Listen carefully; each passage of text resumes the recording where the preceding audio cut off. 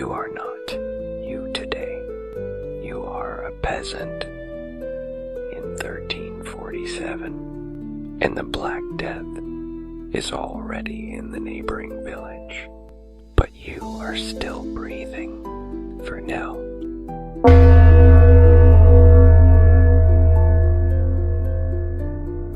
You wake to the sound of a bell. It rings from the church tower, far below in the valley. Slow, measured, like death, whispering a name you might recognize. The sound floats through the fog-draped hills until it finds you. Not because you're an early riser, but because you no longer sleep on a bed, only on a damp, rotting pile of hay, where even the rats have grown bold. You're cold, as always. The walls around you are clay and dung. The floor, just earth, beaten down by bare feet over many long years. In the corner, your father snores. Beneath him, the cow snores too, the same one that gave milk last spring. Now, she gives only silence and prayers. This is your house. One room, no windows, no furniture, unless you count the pile of ashes in the hearth. But yes, it has ventilation, wide cracks in the roof, where rain drips down like the slow tears of some forgotten god. You try to stretch. Your joints crack like someone unlocking a door. You're 22, but your bones sound older than the hills. Every day, you carry water, chop wood, dig the garden, and in return, you get pain. Pain in your back, pain in your hands. And one more day, alive. Your feet are bare. The boots wore out months ago. You've wrapped your toes with a torn piece of sackcloth once used for rye. The floor beneath you is wet. You're not sure if it's from last night's rain, or something seeping in from the dung pile behind the wall. You hear your mother murmuring. She's already tending the fire, stirring a pot above a thin flame. Inside, water. Once, it was soup. Before that, the scraps of Lent. Now, something gray, maybe beet, an old bone, and just a little bit of prayer. Your younger brother scratches his ear. A louse crawls out. He pinches it, then grins. Still alive, he says. Just like me. Outside, it's not day, not night, just mist. The kind that creeps into everything: your lungs, your bread, your thoughts. Somewhere, a rooster cries. Probably the one that lives on the church belfry. He has a better chance of seeing next week than you. You lift the pot. There's nothing to drink. They say the well is nearly dry. And last week, a dead goat fell in. The priest said, "Boil it."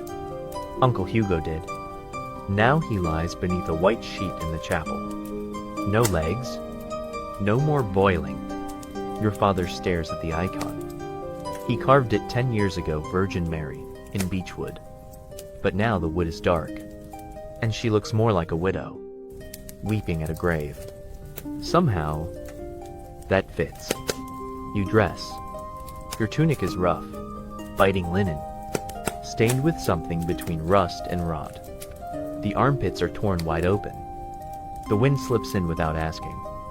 But that's fine. Even a knight at Orleans probably had holes in his. The latch creaks. The door opens. And you breathe in. The air is thick, wet soil. Horse dung.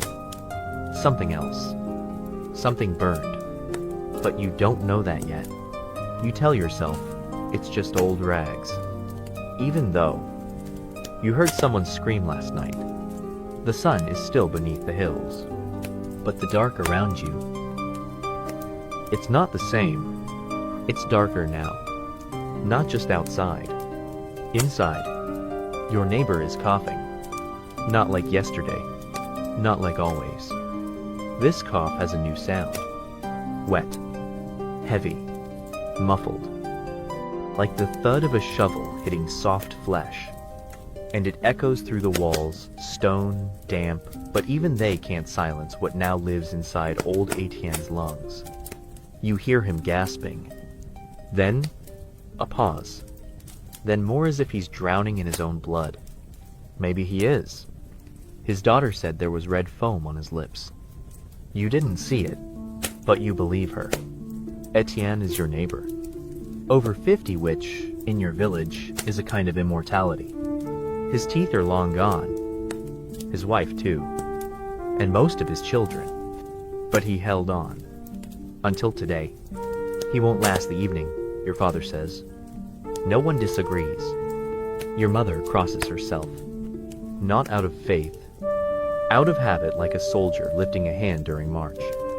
Outside the window, a rag-stuffed hole in the wall, you hear something fall.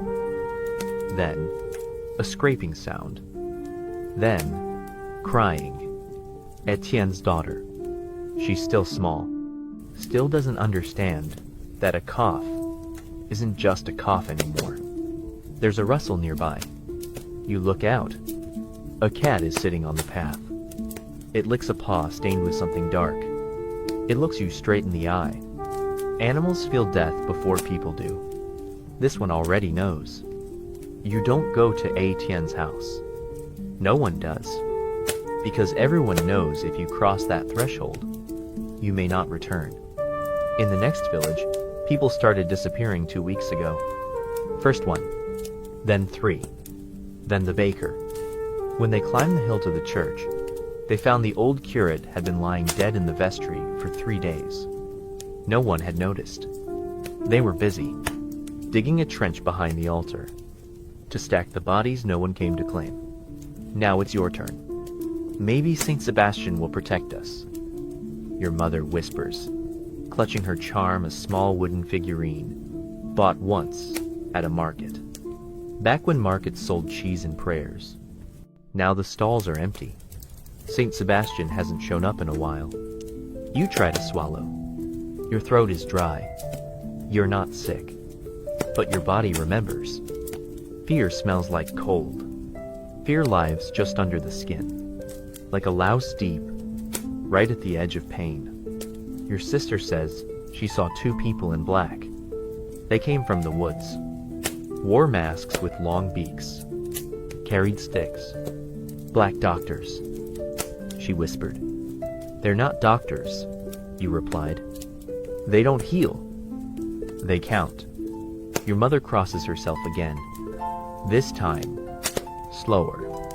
They say the market in town closed today. One of the monks shouted it's divine punishment. That God is angry. Because girls no longer cover their hair. Because men drink beer during Lent. Because we have forgotten fear. But you have not. You've known fear all your life. You have no armor. No sword. No horse. Only a field. A crust of bread. Fleas in your groin. And now, a quiet, creeping thought. What if tomorrow, no one wakes up? You hear the cough again. Longer this time. Then silence. Your sister listens. Did he fall asleep again? She asks. Your father doesn't answer. He puts on his hood. I'll go see. He steps outside. Slowly. As if walking toward confession. You wait. 1 minute. 2. 5. He returns. Closes the door behind him. From now on, he says, we don't go to Etienne. And we don't let him in. Even if he begs. His voice is a stone. You sit on the bench. Stare at the floor. And from the other side of the wall, you hear something knock again. But it isn't a cough. Not this time. A different rhythm. Like scratching. Like footsteps. You don't go closer. Because maybe that isn't Etienne anymore. Maybe it's someone else. Something else. And you pray the night lasts just a little longer. Because daylight might be worse. There is no toilet. There is a bucket. And that's the optimistic version. Many homes don't even have that. You go outside behind the woodpile, or into the cabbage patch. When it rains, you use the ditch that runs toward the river. The same river where women washed clothes yesterday. The same one you drink from. The bucket stands behind the house. Old, wooden, held together by rusted iron rings and the mercy of God. It's been full for days. Uncle Gene was supposed to empty it yesterday, but since yesterday, he's only been lying there, groaning, his face covered by a cloak. When you step outside, you're met by morning fog and a collection of aromas. Smoke, urine, rotting eggs. Something worse. It's not a smell. It's a condition. You breathe in, and the world grows grayer. Toilet paper doesn't exist. You know the options. Mint leaves, a shred of old shirt, moss scraped from a tree, or nothing. Nothing is the most common choice. You're supposed to wash your hands. Sometimes people do. Mostly, they just wipe them on their pants. If you're careful not to slip, and not too tired to fall asleep mid-squat on a stump, you might finish quickly and quietly, but not today. When you slide the rotted plank that acts as a door, you see the bucket isn't just full, it's overflowing. A thin stream of despair trails down the ground. Flies buzz around it. Fat, black, loud, a choir of devils humming over filth. You can't. You step aside. Between two apple trees where the grass grows a little too well. Not because the soil is rich, but because that's where everyone goes. The grass has a bluish tint, freshly fertilized, always. A raven flaps overhead. There are more of them now. They perch on roofs, on crosses, on wells. Some say it's a sign. Others say it's just their harvest season. When you're done and glance back, you notice the neighbor's house is empty, the window smashed, the door open. No one came out this morning. No one is coming out now. You think about calling out, but you don't. Your voice stops in your throat like a stone frog, because you already know. If a house stays quiet, it's best you stay quiet too. Across the street, someone hangs out a white sheet, not for drying. For warning, it means someone inside has died, and no one should enter. The church said bodies must stay inside for one day, then be brought to the edge of the road, to wait for someone from the town, to collect them. Sometimes they come. Sometimes they burn them. When you return to the house, your mother pours out the water from the pot. Smells like mice, she says, but it's still good enough for a face. You look at your hands. Your fingers are blackened, nails cracked. Underneath dirt, soil, and something else. I should wash. But with what? There's a bowl by the door. Inside, yesterday's rainwater. Something white floats in it. A feather, maybe. Or a chicken's tongue. You don't check. In the cities, they have latrines. Large wooden pits with holes where people sit side by side. They say you can hear gossip there. Laughter. Grunts. And sometimes, a final word. People fall through, sink, and vanish. But you have a bucket. And fear. You're not sneezing, not coughing, not yet, but you feel an itch in your nose. And in that moment, you silently say goodbye to everyone you know. That's how every day begins. With a hole and a prayer. Just hoping you'll live to do it all again tomorrow. You are clean. And that is a problem.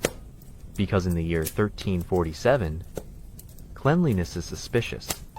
If you don't smell like sweat, smoke, and livestock, people begin to stare. If your skin isn't peeling, your nails aren't black, and your hair isn't clumped into a greasy nest. That's almost proof. Proof that you're a witch, or the plague itself. In your village, being dirty is safety. It's camouflage. It's the familiar scent of fear, labor, and survival. Cleanliness? That's a challenge. An insult to God, to death, and to your neighbor whose fingernails host a fungus the size of a lentil. Bathing isn't common. Those who live by the river might dip their feet in once a summer. But full body washing? No, thank you. Water is dangerous. They say it opens the pores, and through open pores, demons slip in. And sickness, and moisture, and behind all of them, death. Those who wash too much dry out too fast, says old Beatrice, who's lost a husband, 2 sons, and maybe a piece of her soul.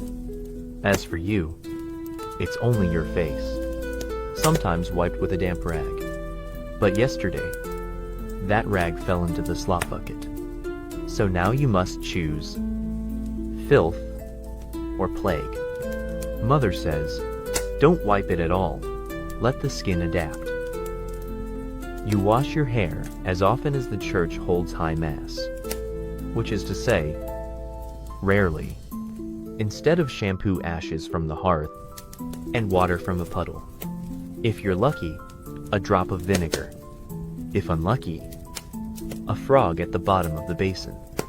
You've only heard of soap from soldiers. They say monks make it with sheep fat and lye. But even monks don't use it. They're allowed not to stink. Only on holy days. You scratch your shoulder.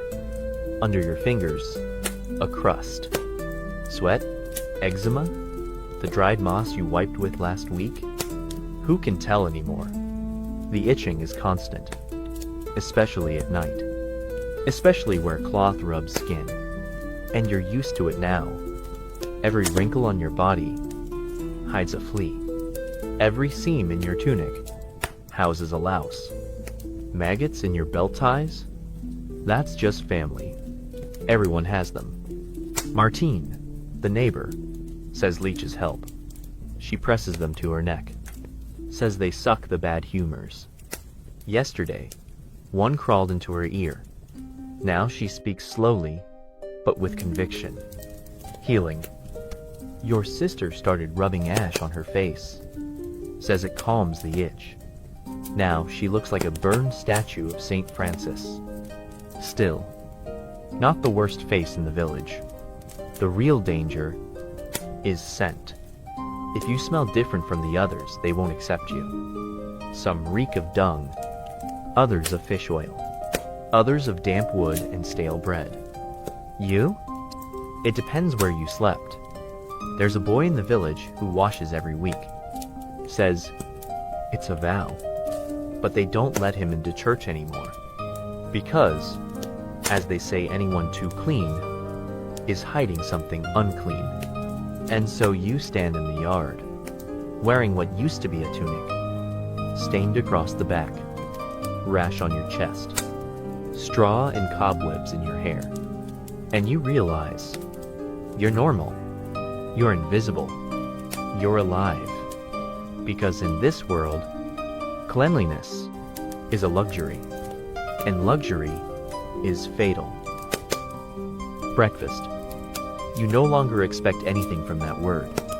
In your world, it means something warm, something thick, something gray.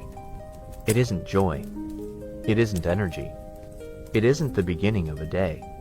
It's survival. Another quiet act of slowly chewing through time. They call you to the fire.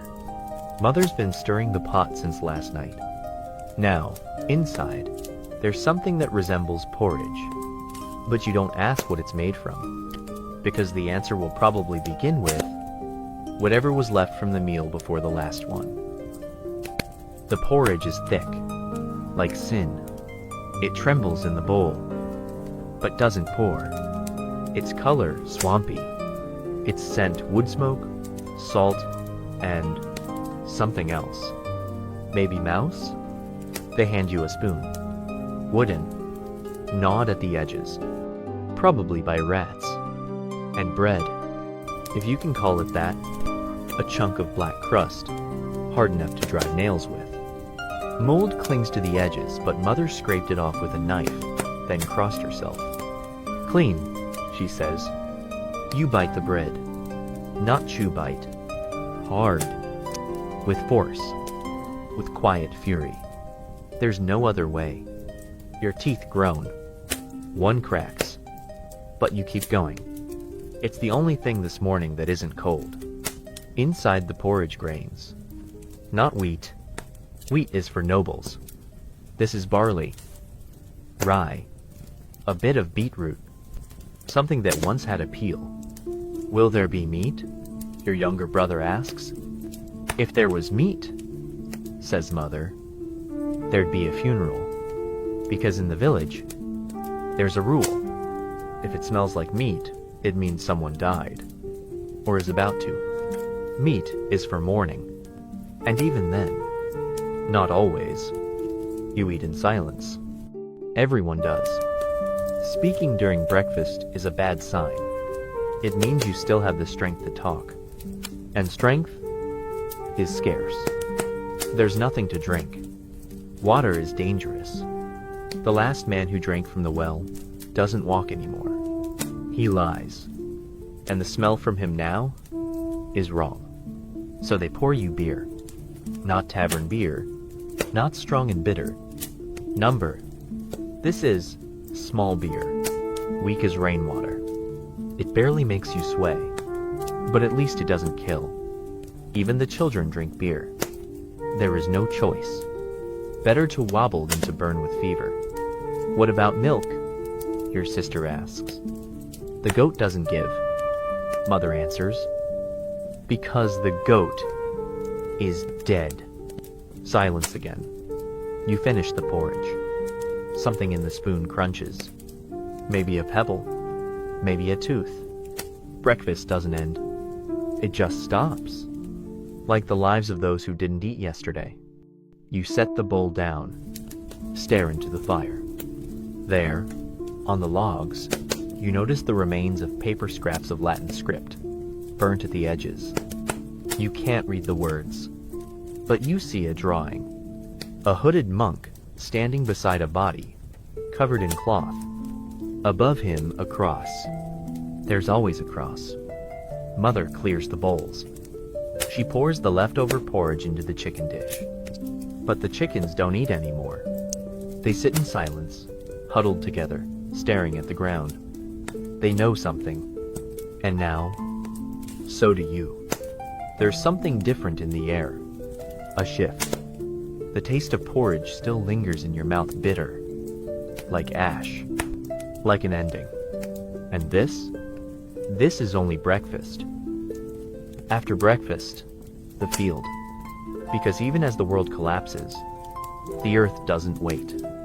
It doesn't care how many coffins are in the village, who hasn't returned from the forest, or who coughs like the devil has his hands around their throat. The field must be hoed. The field, your only Lord, who answers your work. It grows, or it doesn't. Usually, it doesn't. You step into the world, and the world is a muddy path, a handful of houses, 3 cows that haven't fallen, a dozen children who haven't stopped speaking yet. Most have gone quiet. Even the dogs, even the wind. On your back a black dress, not for mourning. All clothes turn black eventually. From dirt, from smoke, from time, underfoot black soil. Not soft, heavy. It breathes through cracks. And it smells like someone buried something in it. Maybe. Someone did. Work is a burden. But it's also salvation. As long as your hands are in the earth, you're not thinking. You don't hear old Marta coughing behind you. You don't remember that today was the blacksmith's burial. And his forge is still warm. Your tool is a hoe. Wooden handle. Iron tooth. It's as old as your grandmother. And just as tired, you press it into the earth. Once. Again. Again. Your back starts to burn. Sweat runs down your spine. Salt. Frustration. A little bit of life. Insects bite your ankles. They don't know you're a peasant. They only know blood. You're not alone. Marie is working beside you. Her husband was the blacksmith. Now she's a widow. At 27. That's more than most. She's a legend already. She says nothing. Her hands move like clockwork. Dig, press, wipe away a tear. But there's no tear. Water is too precious. Nearby, an old woman with crooked arms just sits. She doesn't work. She stares into the earth. Her eyes don't see anymore. They remember. And you look up. The sky is low, clouded, gray. It presses on you. The sun doesn't show today. You can't remember when you last saw it. Maybe the day Uncle Laurent died. And it rained that day too. The Lord who owns this land never comes. He's too busy, saving his family. Up in his stone manor, far from plague villages, boiling wine vinegar, burning incense, rubbing himself with blessings. But you are here, with your hoe and your thoughts. Darker than the soil, you hear a scream in the distance. Sharp, crude, then silence, then another. Not human, a dog. Wolf? Someone asks. Number. Not a wolf. It's fear. Fear that walks on two legs, knocks on doors, and leaves behind the smell of incense and rot. Your fingers tighten on the handle. They tremble, not from cold. Not anymore. Marie strikes the earth again, harder this time, with rage, with grief. They weren't supposed to die, she whispers. But here, everyone dies. Some, just sooner. When the day ends, you don't count the hours. You don't own a clock. You have a spine that cracks, and blisters that bleed. When you lift the water bucket, you look at the field you just worked. It says nothing, because the earth doesn't thank you. It only takes. You return from the fields, and the sky is no longer the sky. It hangs above you gray, swollen, heavy, like a wet blanket soaked in ash. It doesn't rain. It falls with something else. Dust, soot, black specks, things without names, but they smell like smoke, flesh, and God-forsaken places. Someone yells, "The next village is burning." Not with surprise, not in panic, just stating a fact. It's the third one this week. And you know, it's not war. It's not a raid. Someone got sick, so they burned the house down. The church has blessed it. Fire, they say, purifies. But you saw Uncle Edmund burn. He was still breathing. When the roof came down, the wind carries the scent of fire. With it ash. It settles on your face. You wipe it away, but sweat turns it into black paste. It runs into your mouth. The taste bitter. Like death. Like a reward for righteousness. On the road rats. More rats than chickens now. Fat. Bold. Unafraid of daylight.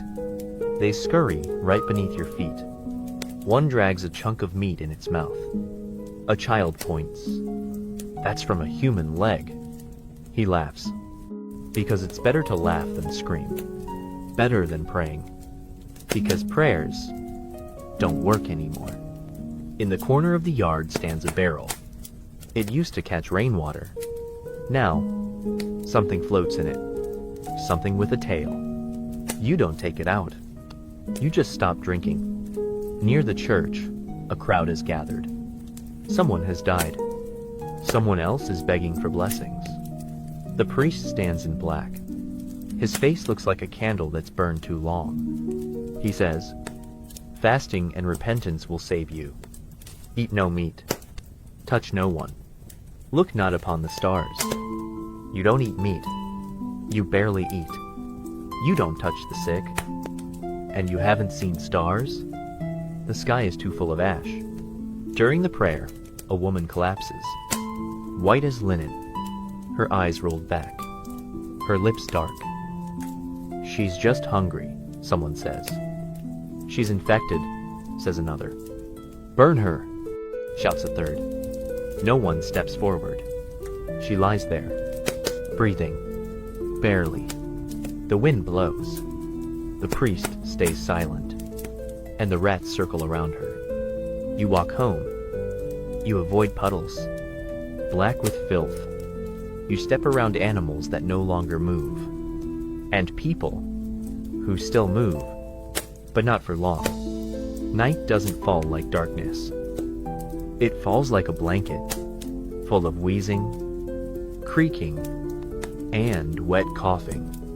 Inside the house, silence. Only your mother is praying. Your father sharpens a knife. Your sister cradles the cat. She's crying. "He's dead," she whispers, "but still warm." And you understand. The rain hasn't stopped. This is only the beginning. The Lord's men come, too late, long after the village has begun to rot from the inside, like a loaf split open and left to sour. Long after the people have stopped speaking and now only cough. Long after the dogs howl for no reason and the rats no longer bother to run. You wake to knocking, 3 times at the gate. Who knocks? When even the crows have retreated into shadow. You peek outside. The morning light is gray, like watered-down milk. And in that light, you see figures. On horseback, cloaked in black, their faces hidden beneath hoods. The Lord's men, not from your world. They smell of wax, wine, and iron. They do not greet you. They say nothing. One holds a scroll, another a spear, a third carries a sack. The sack moves. "Who here is still alive?" asks the one with the spear. His voice, like thunder 3 miles away, dull, unmoved. Your mother steps forward, crosses herself. We are all here, my lord, still alive." He does not look at her. He nods to the other man. The scroll is unrolled.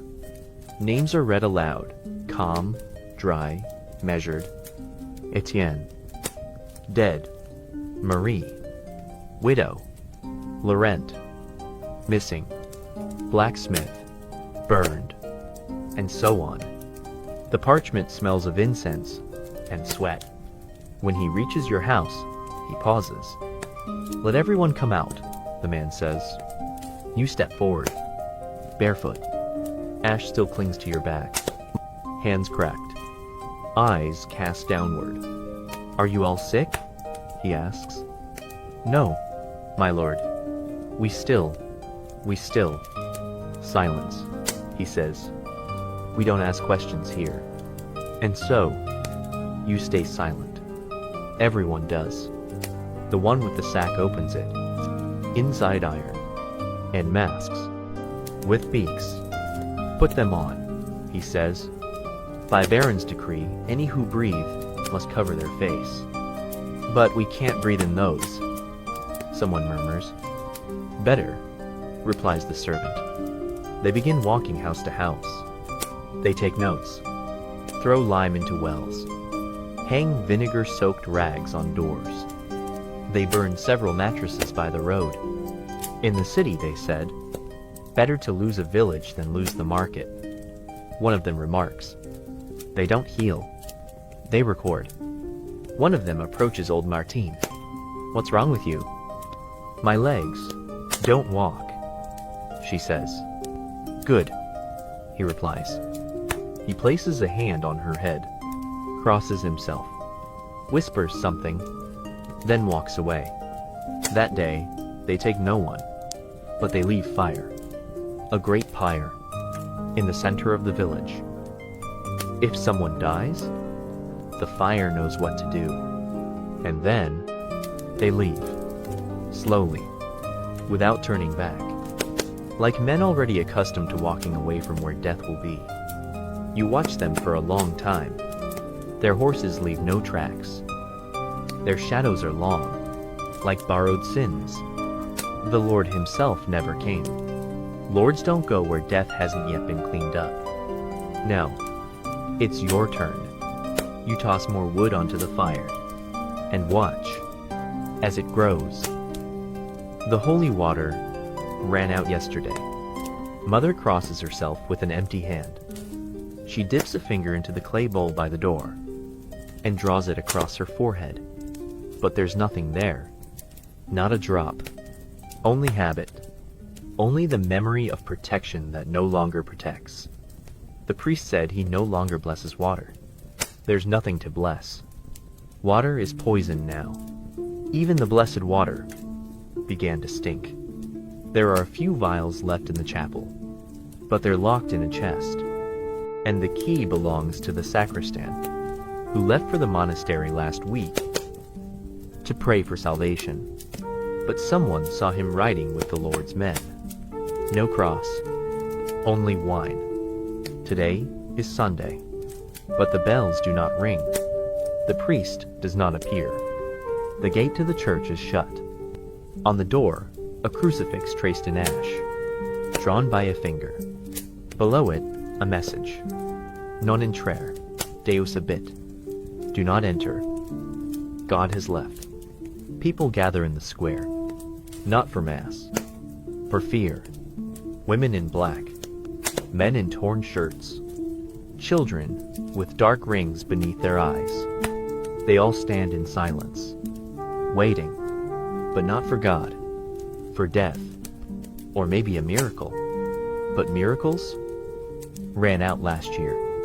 Agnes, the neighbor, brings a bottle, says it's blessed.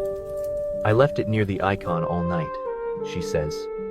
Some drink, some splash it in their eyes. A girl beside you starts to wheeze, then vomits, then collapses. No one else drinks. Mother boils rainwater. She adds lavender, whispers prayers over the pot. She says, if the soul is clean, the water is blessed. But your sister, who just yesterday ran barefoot through the yard, now lies still on the bench. She's quiet, eyes yellow, hands cold. You wet her forehead. She doesn't flinch. She's just tired, says Mother. She's already gone, says your brother. She's with God, says silence. You walk to the church, quietly, past homes where white cloth hangs from doors, not for celebration, but for death. You touch the gate. It's cold, like the back of a dead goat. You whisper, Lord, I'm still here. I'm still breathing. And in reply, only the creak of wood and a raven's cry from the bell tower. Holy water no longer saves, because saints no longer stay, and those who remain no longer pray. They gnaw dry bread and hunt for salt, as if it were a relic. That night, you dream. The river is not water. It's full of candles, and among them faces, drifting, all looking at you and asking, why are you still here? In the morning, silence. Your sister doesn't move. Her eyes open, her lips blue, and you understand. Maybe she's with God, but you are not. No one rings the bells anymore, because the bell ringer is dead, and the bells are silent, and the silence that has filled the village now rings louder. than any bronze ever cast. Once, the bells awakened. They called. They reminded. To Mass. To birth. To Easter. To death. Now, it's all death. And no one rings. And there's no one left to hear. You wake in the middle of the night. Darkness. Silence deep as a well no one drinks from anymore. Your sister still lies there. But now, beneath the cloth, Mother crosses herself every 5 minutes. Your brother says nothing. And you just sit. We must ring, she whispers, or her soul won't fly. But the belfry doors are locked, and the key was taken by the sacristan who left. All that's left is wood creaking in the wind, and someone murmuring a prayer to a wall that doesn't listen. You go. Night. The air is thick, like slow water. You walk barefoot through dust, stones, and pieces of what used to be alive. The bell tower rises in the distance, a dark spine against the pale sky. No cross, no light, no hymn. You climb the steps. The wood moans beneath your feet. It smells of rot, of pigeons, of fear. You reach the bell, massive, saint's name engraved on its side.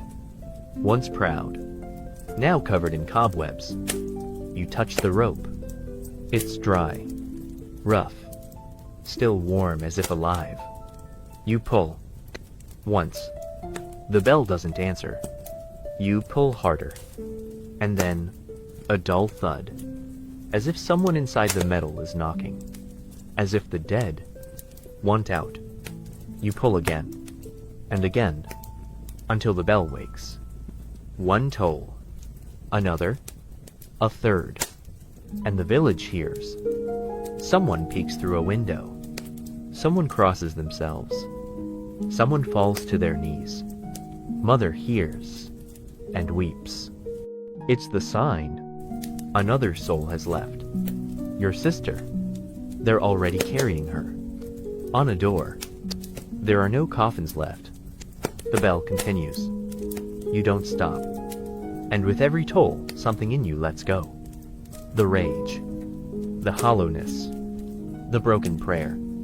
And then, you stop. Not because you choose to. Because you can't.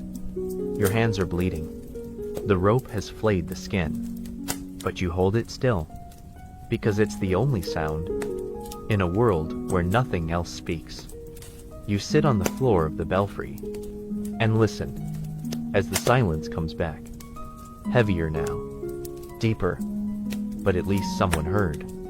At least one soul has wings. And you? Still have the rope. Hunger didn't come like a storm. It didn't come with fire. It came quietly. With broken breathing. With empty pots. With eyes that slowly sank toward the floor, where only crumbs remained. You no longer search for breakfast. You search for something. Anything. A root cracking through stone. A beetle. A half-dead frog. The goat is dead. The chicken stolen. Bread is a memory. Salt a myth. Hunger teaches silence. It teaches prayer. Even to those who never bent their knees. Because when the stomach screams, the heart no longer begs for food. It begs for hope. Mother breaks the last flatbread. You saw her hide it 2 days ago. Wrapped in cloth, buried beneath the window. She had saved it. For a miracle. But the miracle never came. Lord, she whispers, forgive us. We have sinned. But did you not see how we lived? You eat slowly, because when you know there's no more, each bite is gold. Rough, hard, salted by sweat. But food. Your brother hides a piece in his sleeve. Says he'll leave it at your sister's grave. She shouldn't go hungry, he says. You don't stop him. You were going to do the same. Hunger never comes alone. It brings greed, jealousy, the fear that someone, somewhere, has more. Today, someone tried to steal lime from the Lord's storehouse. They caught him, tied him to a tree by the church. Now he hangs there a warning, pain in his eyes, foam on his lips, nothing in his stomach. You watch neighbors wandering the fields. They don't hoe, they don't sow, they search. They eat grass, weeds, chew bark. One woman ate her embroidery, a piece of cloth she once made into a shirt for her daughter.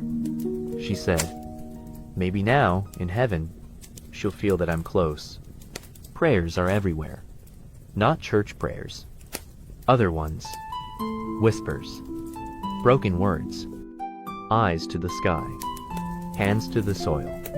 Let it rain. Let it bring food. Let it bring death. Because sometimes, death is mercy too.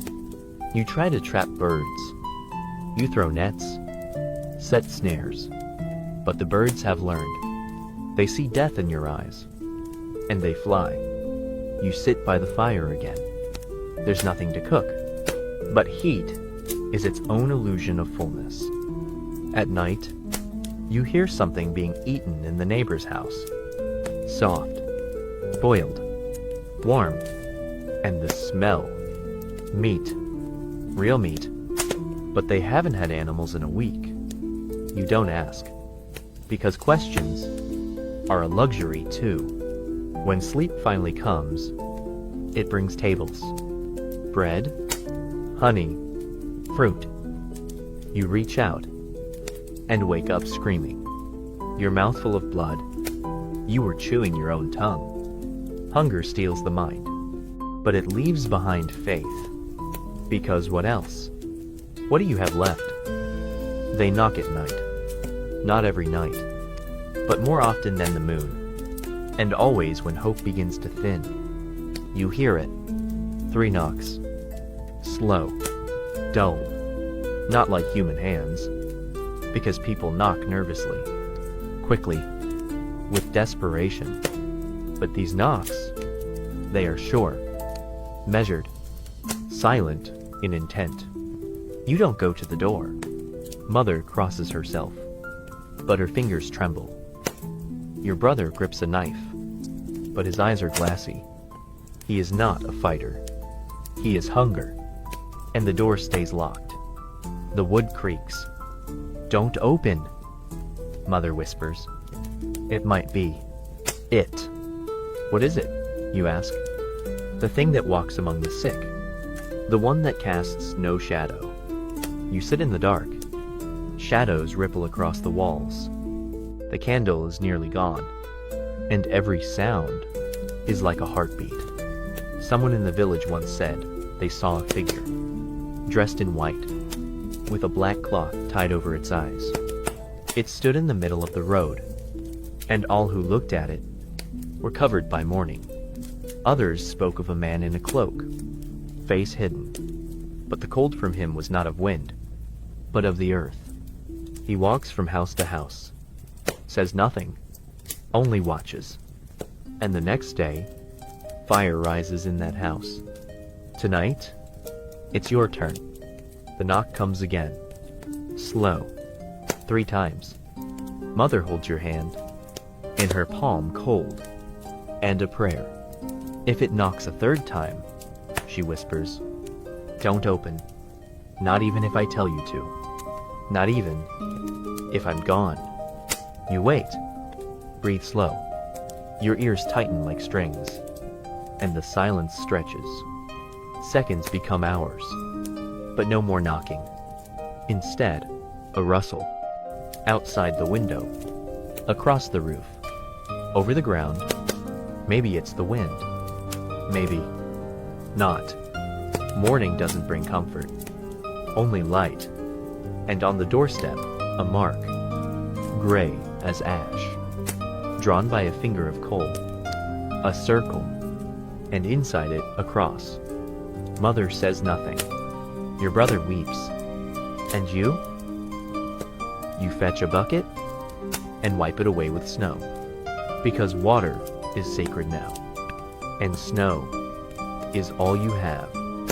That evening, old Miko arrives. He was in the next village. Now, he's alone. He says, they came there too.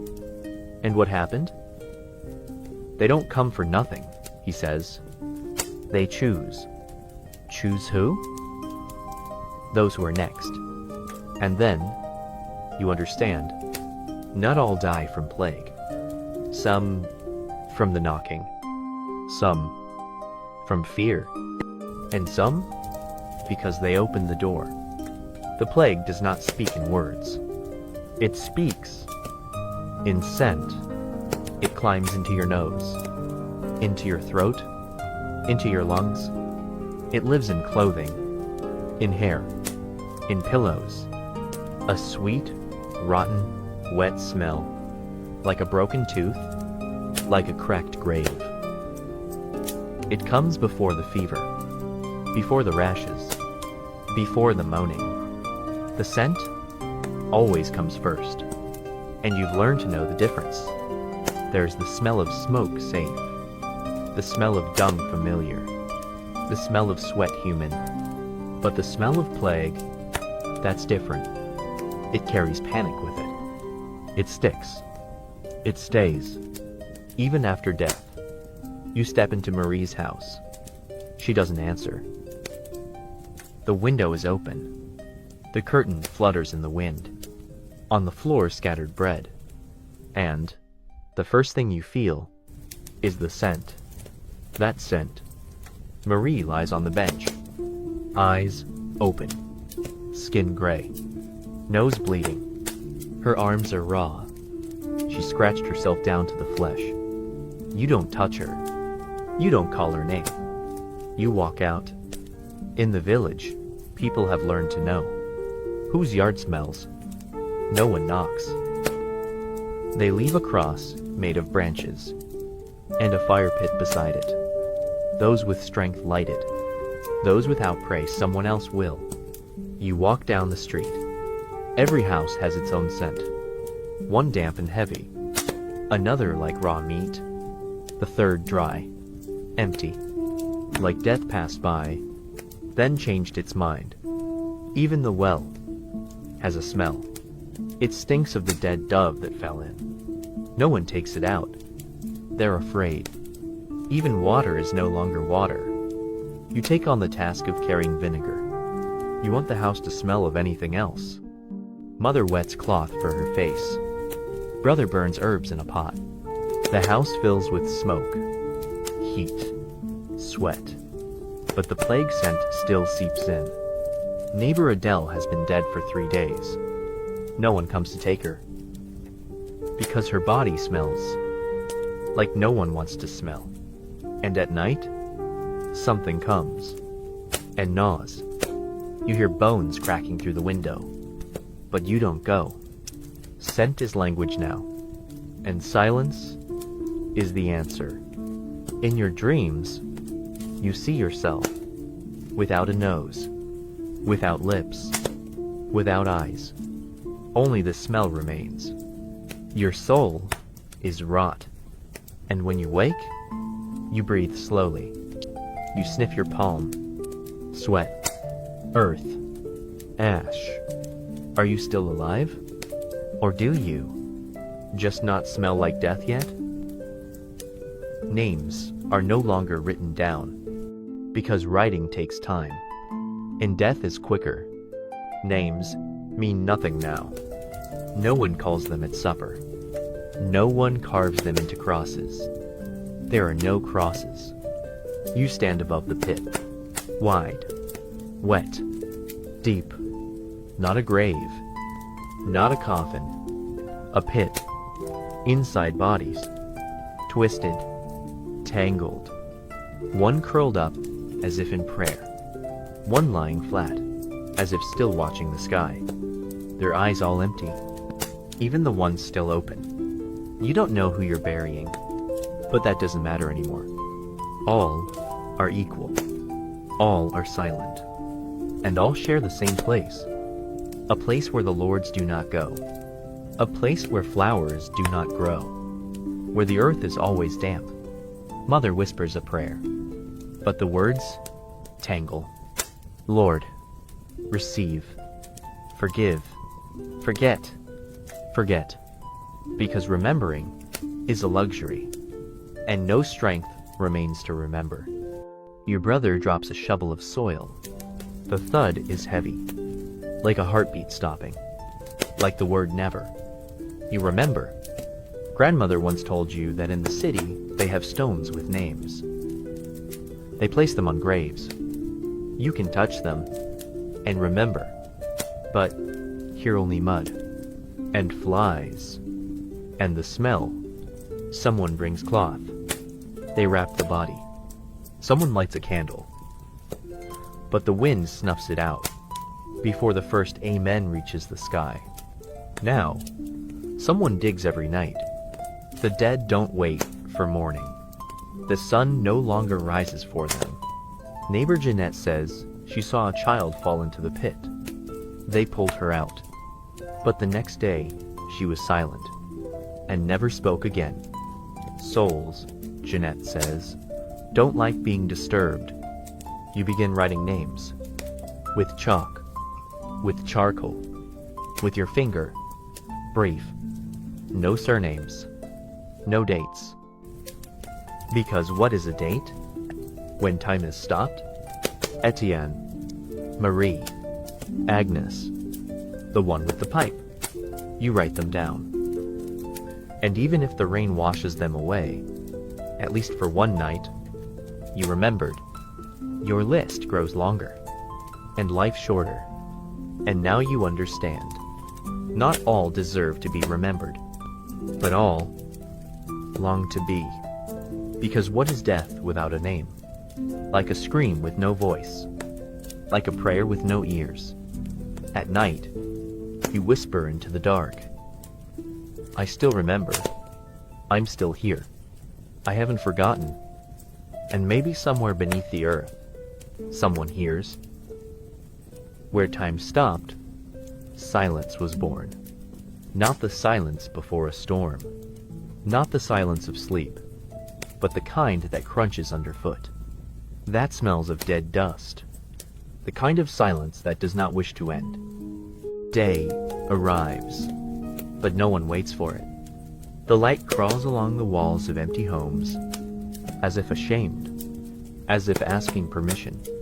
And the people are no longer people. They move slowly, like dreams, like those left behind, who never understood why. You wake, only because you cannot not wake, because you still breathe, because you still hear. Mother says nothing. She no longer eats, no longer speaks. She stares at the wall, as if something remains to be seen. Your brother carves something from wood. Not a cross, not a spoon, just something. He says, if you don't keep your hands busy, they start digging a grave for themselves. Silence lives in every step now. The absence of bells, no longer a tragedy. The absence of screaming, now normal. You walk through the village. You count empty houses. They stand like old teeth in a shattered skull. White, still, dead. In the square, someone draws circles in the dirt with a finger, circle after circle. To make time move again, he says. Something stopped. Something big. You sit by the well. You don't drink.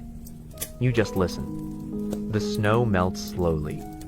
But spring does not come.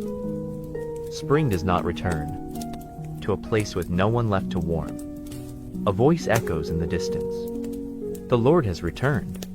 But no one steps outside. Because the voice carries no joy. Because lords only return when there is nothing left to take.